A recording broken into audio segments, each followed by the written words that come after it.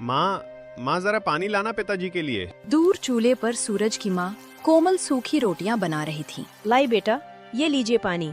आप अंदर जाकर आराम क्यों नहीं करते? सूरज कर लेगा। क्या कर लेगा कोमल? जब जमीन ही मर रही हो तो बेटा क्या कर लेगा? सूरज, सुन इधर आ। जी पिताजी। तुझे पता है ना दया सागर रोज चक्कर काट रहा है। वो मोटरसाइकिल की आवाज मुझे रात को सोने नहीं देती। आने दीजिए उसे, मैं बात कर लूंगा। क्या बात करेगा? तू बच्चा है अभी, उसे बात करना नहीं आता, उसे सिर्फ छीनना आता है। तभी दूर से मोटरसाइकिल की आवाज आई। दया सागर की भारी बाइक धूल उड़ाती हुई खेत के किनारे आकर रुकी। रामदीन भाई, क्या हालचाल? अरे सूरज बेटा, तू अभी तक हल चला रहा है? इस मिट्टी में अब कुछ बचा ही कहाँ है? प्रणाम दया सागर जी, कहिए कैसे आना हुआ? बस यूं ही आया था। 1 लाख के कर्ज पर 48,000 तो सिर्फ ब्याज ही बन चुका है और ये हर महीने बढ़ता ही जा रहा है। फसल कटने दीजिए, हम आपका सारा पैसा जरूर चुका देंगे साहूकार जी। फसल? कहाँ है फसल सूरज? यहाँ तो सूखी घास भी मुश्किल से दिखती है। रामदीन भाई, ये कागज देख रहे हो? इन्हें तो बस नाम बदलना आता है। आप धमकी दे रहे हैं? नहीं बेटा, सलाह दे रहा हूँ। वक्त रहते मान जाओ तो इज्जत बच जाएगी, वरना बाजार तो वैसे ही बदनाम है। चलता हूँ रामदीन भाई। दया सागर के जाने के बाद खेत में सन्नाटा छा गया। सूरज की माँ चुपचाप घर की ओर चली गई। सूरज गायों के पास गया और उनके माथे पर हाथ रखा। तुम लोग भी थक गए हो ना? कोई बात नहीं, ये लोग नहीं समझेंगे। तुम लोग तो जानते हो ना कि मैंने कितनी मेहनत की है। तुम लोग तो नहीं छोड़ोगे ना मेरा साथ? बैलों ने अपनी गर्दन हिला दी, जैसे वे सूरज का दर्द समझ रहे हों। लेकिन अगले ही पल एक और बिजली गिरी। रामदीन खेत के बीचों बीच अचानक गिर पड़ा। पिताजी, माँ, जल्दी आओ। पिताजी को क्या हुआ? पिताजी, आंखें खोलिए।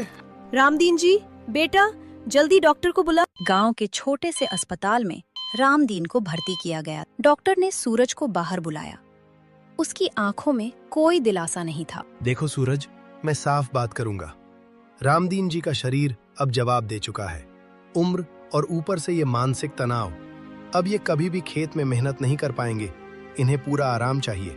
अगर इन्होंने दोबारा हल पकड़ा तो जान भी जा सकती है। लेकिन डॉक्टर साहब, हमारी जमीन, खेती के बिना घर कैसे चलेगा? वो मुझे नहीं पता सूरज, लेकिन एक बात पक्की है, अब इस घर की और उस जमीन की पूरी जिम्मेदारी सिर्फ और सिर्फ तुम्हारे कंधों पर है। संभाल सको तो संभाल लो।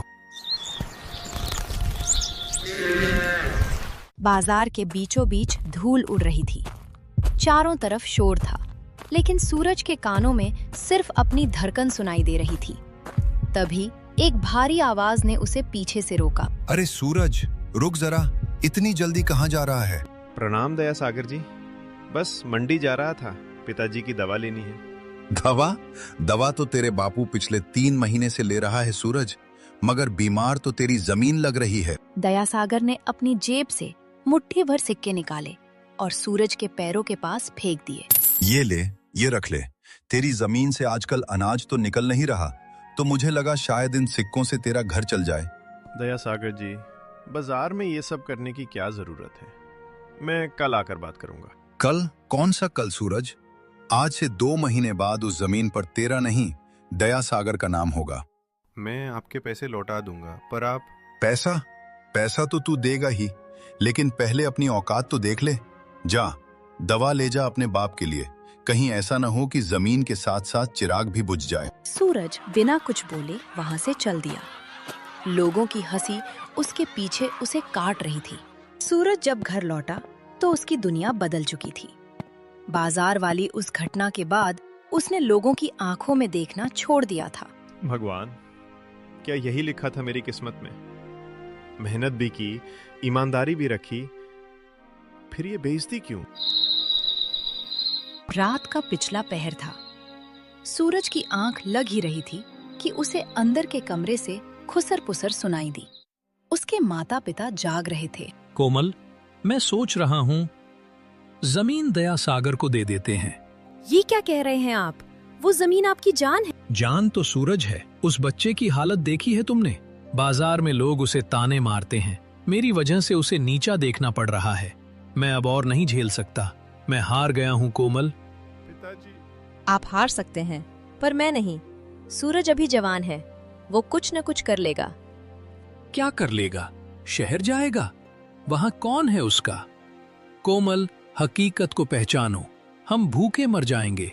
उससे अच्छा है कि वो जमीन बेचकर जो थोड़ा बहुत मिले उससे सूरज की कहीं नौकरी लगवा दे। सूरज को ये सुनकर जो दर्द हुआ वो भूख से भी ज्यादा था।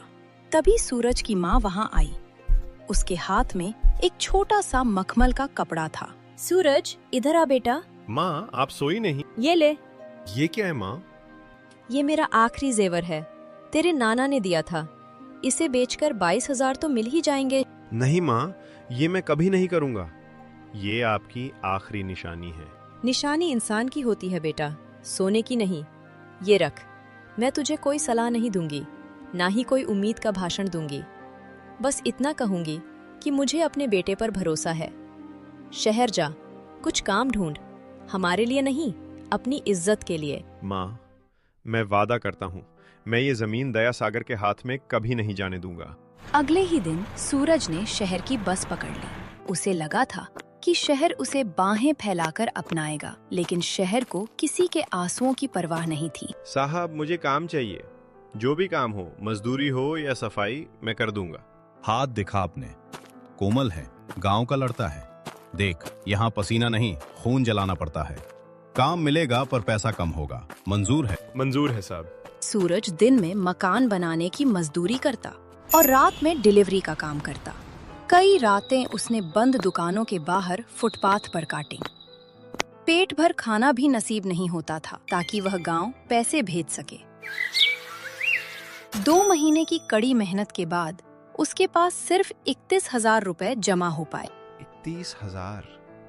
ये काफी नहीं है, पर दया सागर का मुंह बंद करने की शुरुआत तो कर ही सकते हैं।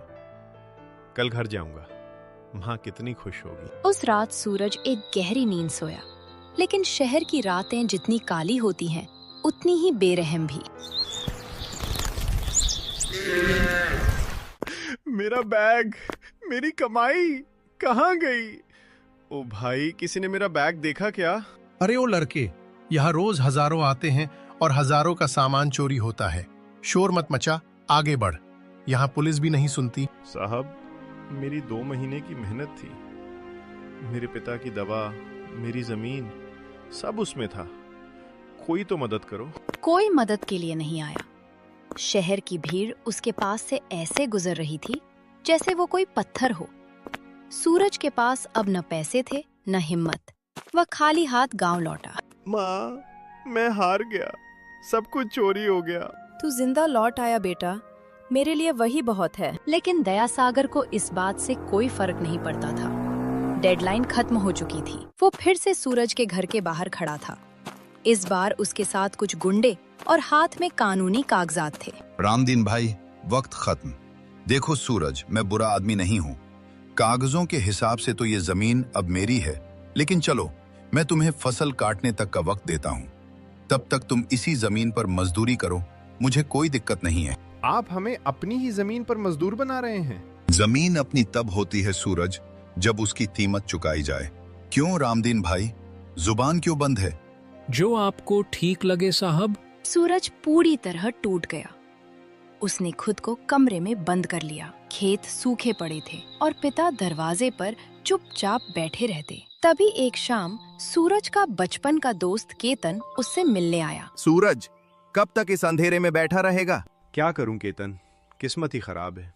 शहर गया तो वहां लुट गया, यहाँ आया तो अपनी ही जमीन पर मजदूर बन गया। सुन सूरज, मैं तुझे पैसे नहीं दूंगा, क्योंकि पैसे से तू सिर्फ कर्ज चुका पाएगा, अपनी इज्जत वापस नहीं ला पाएगा।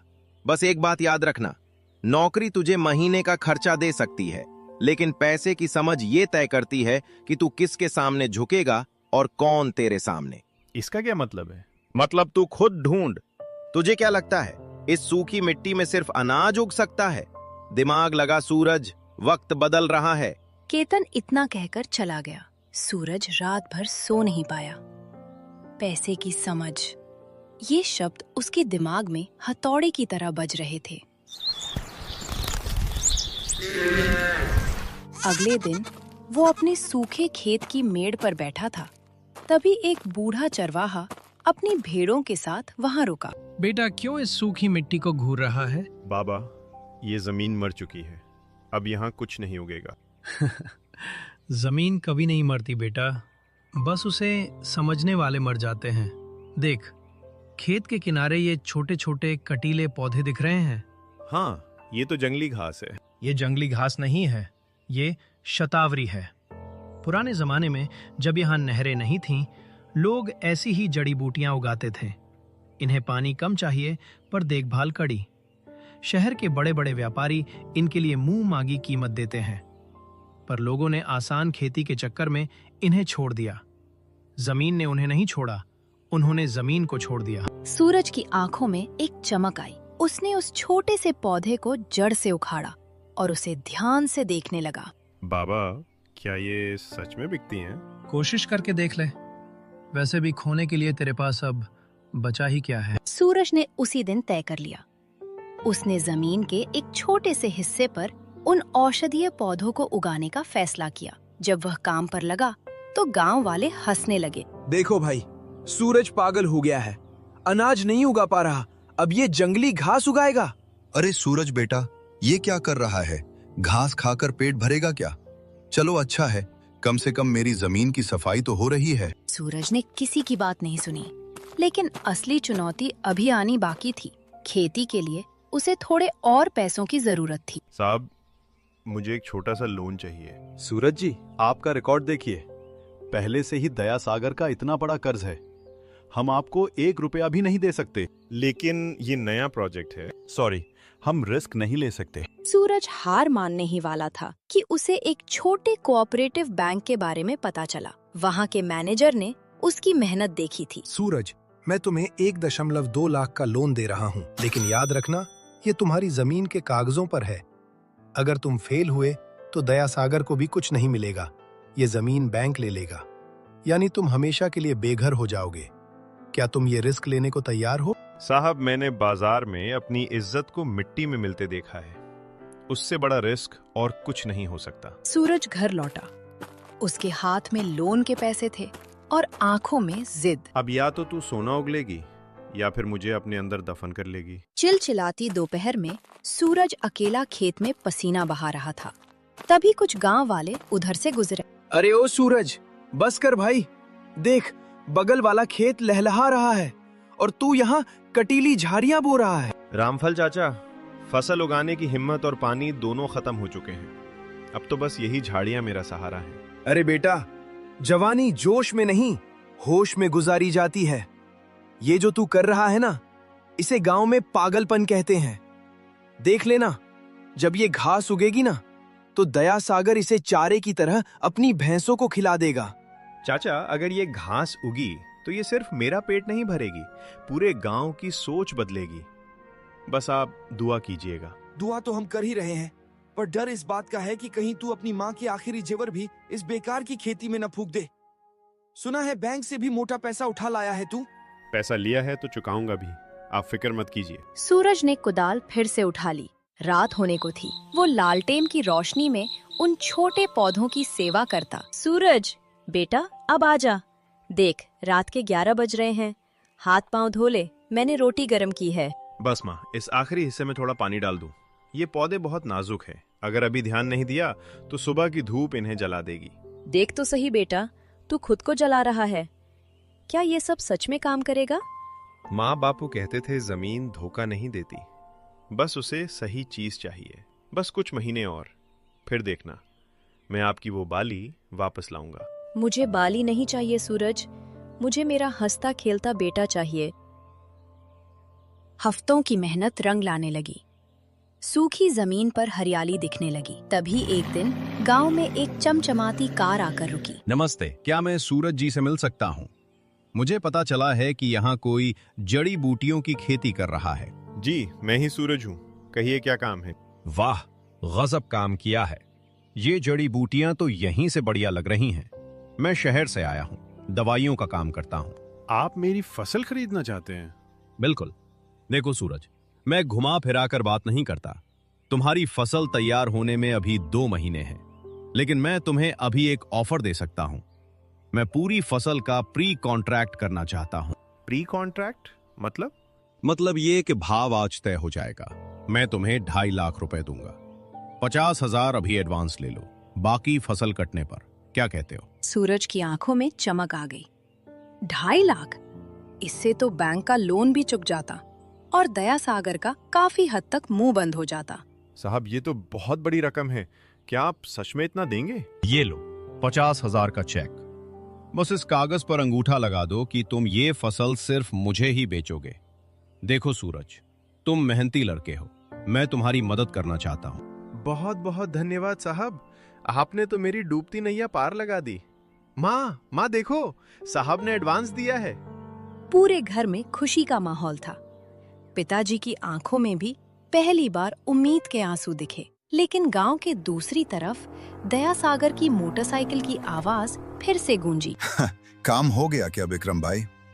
बिल्कुल दया सागर जी, लड़का सीधा है, झांसे में आ गया।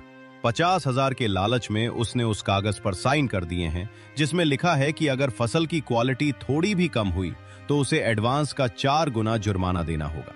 शाबाश। अब वो जमीन न बैंक की होगी न सूरज की, वो तो सीधे मेरी गोद में गिरेगी। बस अब कुछ दिन का इंतजार है। उसे लगने दो कि वो जीत रहा है। ऊंचाई से गिरने का मजा ही कुछ और होता है। सूरज को इस साजिश की भनक तक नहीं थी। उसने उन 50,000 रुपयों से पिताजी की दवाइयाँ खरीदी और खेत के लिए खाद खरीदी और पानी का पंप लगवाया। ये क्या है? ये पत्तों पे सफेद धब्बे कैसे आ गए? रातों रात सूरज की फसल पर एक अजीब किस्म के कीड़ों ने हमला कर दिया था। हरे भरे पत्ते पीले पड़कर झड़ने लगे थे। नहीं, ऐसा नहीं हो सकता। मेरी पूरी मेहनत सब बर्बाद हो रहा है। केतन जल्दी यहाँ आओ। क्या हुआ सूरज? अरे बाप रे, ये कीड़ा बहुत तेजी से फैलता है। अगर 2 दिन में स्प्रे नहीं किया तो कुछ नहीं बचेगा। तो स्प्रे लाते हैं ना? चलो अभी बाजार चलते हैं। सूरज, ये आम दवा से नहीं मरेगा। इसके लिए बहुत महंगी दवा चाहिए। कम से कम 30-40 हजार का खर्चा आएगा। तेरे पास पैसे हैं? पैसे तो मैंने दवाइयों और खाद में खर्च कर दिए। मेरे पास तो अब 1 रुपया भी नहीं बचा। तो फिर किसी से उधार ले, वरना कल सुबह तक ये खेत श्मशान बन जाएगा। सूरज भागकर फिर से उसी बैंक के पास गया, लेकिन वहाँ से उसे धक्के मारकर बाहर निकाल दिया गया। वह गांव के हर उस शख्स के पास गया जो उसकी मदद कर सकता था, पर दया सागर के डर से सबने दरवाजे बंद कर लिए। साहब, बस 40,000 रुपए दे दीजिए, मेरी फसल मर रही है। अगर वो बच गई तो मैं आपके एक पैसे चुका दूंगा। अरे सूरज बेटा, अभी तो शहर के बड़े बाबू आए थे ना, चेक देकर गए थे। अब हमसे क्यों मांग रहे हो? और हाँ, याद है ना, जमीन के कागज अब मेरे नहीं, बैंक के पास हैं। मैं अब चाहकर भी तुम्हारी मदद नहीं कर सकता। साहब, आप तो बड़े आदमी हैं, दया कीजिए। मेरे पिताजी मर जाएंगे ये सदमा झेलकर। सदमे से तो वो वैसे भी मर रहे हैं सूरज। जा, उस शहर वाले व्यापारी को फोन कर, शायद वो मदद कर दे। सूरज ने कांपते हाथों से विक्रम को फोन लगाया। उसे उम्मीद थी कि उसका खरीदार उसकी फसल बचाने में मदद करेगा। हेलो, हाँ सूरज, क्या हुआ? साहब, खेत में कीड़े लग गए हैं। 40,000 चाहिए दवा के लिए, वरना फसल खत्म हो जाएगी। आप एडवांस में से काट लीजिएगा। क्या कीड़ा लग गया? देखो सूरज, कॉन्ट्रैक्ट के हिसाब से मुझे A ग्रेड फसल चाहिए। अगर तुम्हारी फसल खराब हुई तो मैं 1 रुपया भी नहीं दूंगा। और हाँ, याद है ना, अगर फसल नहीं दी तो तुम्हें 2 लाख रुपए जुर्माना देना होगा। क्या?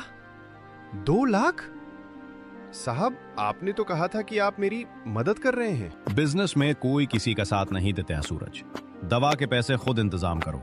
अगर परसों तक खेत साफ नहीं हुआ तो मेरा वकील तुम्हारे घर पहुंच जाएगा। फोन रखो अब। सूरज के हाथ से मोबाइल गिर गया। उसे अब समझ आया कि वो कितनी बड़ी साजिश का शिकार हुआ है। सूरज, क्या हुआ बेटा? पिताजी, मैं लुट गया। मैंने आपकी और माँ की इज्जत दांव पर लगा दी। मैं खत्म हो गया पिताजी। चुप हो जा बेटा, कुछ रास्ता निकलेगा। क्या रास्ता निकलेगा माँ? कल सुबह तक खेत खत्म हो जाएगा और परसों हम बेघर हो जाएंगे। दया सागर जीत गया माँ, वो जीत गया। उस रात सूरज के घर में चूल्हा नहीं जला। तभी अचानक बाहर जोर की बारिश शुरू हो गई। वाह भगवान, तूने भी क्या समय चुना है। जो बची कुची कसर थी वो ये बारिश पूरी कर देगी। अब तो मिट्टी भी बह जाएगी। सूरज बारिश में भीगता हुआ अपने खेत की तरफ भागा। वो पागलों की तरह मिट्टी को बचाने की कोशिश कर रहा था। तभी उसे अंधेरे में एक परछाई दिखी। बेटा, तू मिट्टी को बचा रहा है या अपनी हार को? बाबा, अब कुछ नहीं बचा। देखिए, सब बह रहा है। ये बारिश श्राप नहीं, वरदान है सूरज। ध्यान से देख, ये कीड़े पानी बर्दाश्त नहीं कर सकते। अगर तू अभी इस बहते पानी का रुख मोड़ दे और इन पौधों की जड़ों में वो राख डाल दे जो मैंने तुझे बताई थी, तो शायद चमत्कार हो जाए। राख? कौन सी राख बाबा? नीम के पत्तों और गोबर की राख। जा, अपने घर का चूल्हा खंगाल, जितनी राख है ले आ। ये महंगी दवाइयों से ज़्यादा असर करेगी, लेकिन तुझे पूरी रात जागना होगा। हर एक पौधे को हाथ से साफ करना होगा। मैं करूंगा बाबा। मैं पूरी रात क्या, पूरी जिंदगी जागूंगा। सूरज ने रात भर बारिश और कीचड़ में काम किया। उसकी माँ और केतन भी उसकी मदद के लिए पहुंच गए। उन्होंने एक एक पौधे को नीम के पानी से धोया और राख डाली। केतन, देख, कीड़े गिर रहे हैं। सूरज, ये तो सच में काम कर गया। पौधे अभी भी कमजोर हैं, पर मरेंगे नहीं। तूने कर दिखाया भाई। सूरज की आंखों में नींद नहीं, एक अजीब सा जुनून था। लेकिन उसकी खुशी ज्यादा देर नहीं टिकी। जैसे ही वो घर पहुंचा, उसने देखा कि दया सागर और बैंक के कुछ अधिकारी उसके घर के बाहर खड़े हैं। सूरज जी, हमें सूचना मिली है कि आपकी फसल पूरी तरह बर्बाद हो चुकी है और आप जुर्माना भरने की स्थिति में नहीं हैं। बैंक ने आपकी जमीन की नीलामी की प्रक्रिया शुरू करने का फैसला किया है। क्या? लेकिन मेरी फसल बच गई है। देखिए, मैं अभी दवा डालकर आया हूँ। ये देखो सूरज, विक्रम ने रिपोर्ट भेजी है कि फसल डिस्कॉर्ड हो चुकी है और बैंक को अपनी गारंटी चाहिए। तुम्हारे पास आज शाम तक का वक्त है। या तो 1.25 लाख रुपए जमा करो या फिर इस घर को खाली करने के लिए तैयार हो जाओ। शाम तक? साहब, ये तो नाइंसाफी है। नाइंसाफी नहीं सूरज, ये कानून है। तुमने साइन किए थे ना, अब भुगतो। शाम को 5 बजे हम अपनी जेसीबी लेकर आएंगे। रामदीन भाई, सामान बांधना शुरू कर दो। सूरज के सामने अब पहाड़ जैसी चुनौती थी। फसल तो बच गई थी, लेकिन उसे बेचने में अभी भी वक्त था और बैंक को पैसा अभी चाहिए था। माँ, क्या अब भी कोई रास्ता बचा है? रास्ता हमेशा होता है सूरज, बस उसे ढूंढने की हिम्मत चाहिए। सूरज ने अपनी साइकिल उठाई और गांव से बाहर की तरफ पैडल मारने लगा। उसे नहीं पता था वो कहाँ जा रहा है। सूरज, रुक, कहाँ भाग रहा है? ऐसे भागने से 1.25 लाख रुपए नहीं मिलेंगे।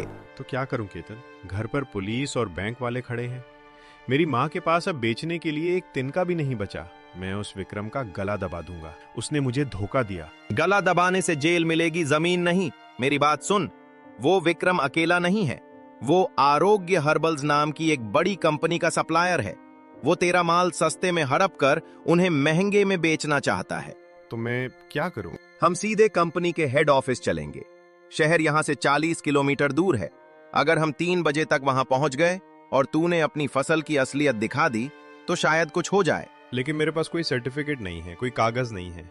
वो मुझे अंदर घुसने भी नहीं देंगे। ये ले, ये तेरे खेत की वो शतावरी है जिसे तूने कल रात राख से साफ किया था। ये तेरी मेहनत का सबूत है। चल, मेरी बाइक पर बैठ। केतन की बाइक हवा चीर रही थी। सूरज जड़ी बूटी को सीने से लगाए बैठा था। ठीक 2 बजे वे शहर की सबसे बड़ी बिल्डिंग के सामने थे। कहाँ जा रहे हो? ये कोई धर्मशाला नहीं है। चलो पीछे हटो। साहब, मुझे एमडी साहब से मिलना है। बहुत जरूरी काम है। हमारी जमीन का सवाल है। एमडी साहब, वो तो जैसे भिखारियों से नहीं मिलते। देख अपनी हालत, भाग यहाँ से वरना पुलिस बुलाऊंगा। साहब, एक बार देख तो लीजिए। हम गांव से आए हैं। हमारे पास बहुत कीमती चीज है। कीमती? कबाड़ लग रहा है। चलो रास्ता साफ करो, साहब की गाड़ी आने वाली है। तभी एक काली चमचमाती कार गेट के अंदर दाखिल हुई। सूरज ने बिना सोचे समझे कार के सामने छलांग लगा दी। क्या हुआ? ये शोर कैसा है? साहब, बस 2 मिनट। मैं कोई भिखारी नहीं हूँ, किसान हूँ। ये देखिए, ये मेरे खेत की फसल है। आपके सप्लायर विक्रम ने मुझे धोखा दिया है। वो मेरी फसल को बर्बाद बता रहा है ताकि मेरी जमीन छीन सके। मुझे इन सब बातों में कोई दिलचस्पी नहीं है। गार्ड, इन्हें यहाँ से हटाओ। मेरा वक्त कीमती है। साहब, एक बार इसे देख लीजिए, अगर ये बी ग्रेड भी निकली तो मैं खुद आपके पहियों के नीचे जान दे दूंगा। सूरज की आवाज में वो दर्द और जुनून था कि एमडी रुक गए। उन्होंने उसे सूंघा, उसकी बनावट देखी और उनकी आंखों में हैरानी साफ दिखने लगी। ये वाइल्ड शतावरी है और इतनी साफ। इस मौसम में तो ये मिलना नामुमकिन है। तुमने इसे कैसे बचाया? रात भर बारिश में जागकर, नीम के पानी और राख से। साहब, विक्रम कह रहा है ये कचरा है। खन्ना, जरा इधर आओ। इस सैंपल को अभी लैब ले जाओ और मुझे 10 मिनट में रिपोर्ट दो। और तुम, सूरज नाम है ना? अंदर आओ। सूरज और केतन एक आलीशान कैबिन में बैठे थे।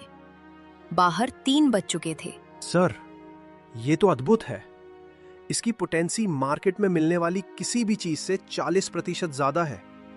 ये तो प्योर A+ ग्रेड है। हेलो विक्रम, तुमने जो सूरज के फसल की रिपोर्ट भेजी थी वो गलत है। फसल शानदार है। अरे नहीं सर, वो लड़का झूठ बोल रहा है। खेत में कीड़ा लगा है, सब खत्म हो गया है। मैं कल खुद जाकर देखूंगा। तुम्हें जाने की जरूरत नहीं है। सूरज मेरे सामने बैठा है। और सुनो, तुम्हारी सप्लाई का कॉन्ट्रैक्ट आज से खत्म। हम सूरज से डायरेक्ट डील करेंगे। सूरज को लगा जैसे उसे नया जन्म मिल गया हो, लेकिन घड़ी में 3:30 बज रहे थे। गांव यहाँ से अभी भी 1 घंटे की दूरी पर था। साहब, आपका बहुत शुक्रिया, लेकिन मुझे अभी 1.25 लाख रुपए चाहिए। बैंक वाले मेरा घर गिरा देंगे। क्या आप मुझे एडवांस दे सकते हैं? 1.25 लाख? सूरज, मैं तुम्हें सालाना सप्लाई का कॉन्ट्रैक्ट देना चाहता हूँ। ये लो, 3.6 लाख रुपए का एडवांस चेक। तुम्हारी फसल की क्वालिटी देखकर मैं ये रिस्क ले सकता हूँ। साहब, ये तो बहुत ज्यादा है। ये ज्यादा नहीं है सूरज, ये तुम्हारी मेहनत की कीमत है। अब जल्दी जाओ, कहीं देर न हो जाए। सूरज और केतन मोटरसाइकिल की तरफ भागे। उधर गांव में सूरज के घर के बाहर मातम छाया हुआ था। दयासागर एक बड़ी जेसीबी मशीन के साथ खड़ा था। 4:45। रामदीन भाई, सामान बाहर निकालोगे या फिर हम मशीन चलाएं? दयासागर जी, बेटा शहर गया है, बस थोड़ी देर और वो आता ही होगा। शहर गया है भागने के लिए। उसे पता है कि वो पैसे नहीं ला सकता। अरे ओ बैंक वालों, शुरू करो अपनी कार्यवाही। पुलिस साहब देख लीजिए, कोई रुकावट नहीं होनी चाहिए। नहीं, मेरा बेटा आएगा। जब तक वो नहीं आता तुम इस घर को हाथ नहीं लगा सकते। हट बुढ़िया, बहुत नाटक देख लिया तेरा। ड्राइवर, चालू कर मशीन। सबसे पहले ये मेड़ गिराओ। जेसीबी का इंजन जोर से गरजा। तभी दूर से धूल उड़ाती एक मोटरसाइकिल तेजी से आई। रुकिए रुकिए, ये रहा आपका पैसा। सूरज के हाथ में एक गुलाबी चेक और कुछ कैश था। ये तो 3.6 लाख का चेक है और ये सीधे आरोग्य हर्बल से है। क्या? ये कैसे हो सकता है? ये जरूर नकली होगा। ये लड़का कहीं से चोरी करके लाया है। दयासागर जी, ये चेक असली है और इस पर बैंक की स्टैम्प भी है। सूरज, तुम्हारा कर्ज 1.25 लाख था। हम ये चेक ले रहे हैं। बाकी के पैसे तुम्हारे अकाउंट में कल जमा हो जाएंगे। पुलिस साहब, नीलामी रद्द की जाती है। क्यों दयासागर जी, अब समझ आया? आपने कहा था कागजों का दिल नहीं होता, पर नाम बदले जाते हैं। अब इस जमीन पर ना आपका नाम है ना बैंक का, सिर्फ मेरा और मेरे पिता का। बेटा, आज तूने सिर्फ जमीन नहीं, मेरा स्वाभिमान बचाया। मुझे लगा था सब खत्म हो गया है, पर तूने रास्ता निकाला। पिताजी जो डरते नहीं वही आगे बढ़ते हैं। माँ, देखिए आपकी बाली, उसी सुनार से छुड़ा लाया हूँ। ये बाली नहीं है बेटा, ये तेरे संघर्ष की जीत का गहना है।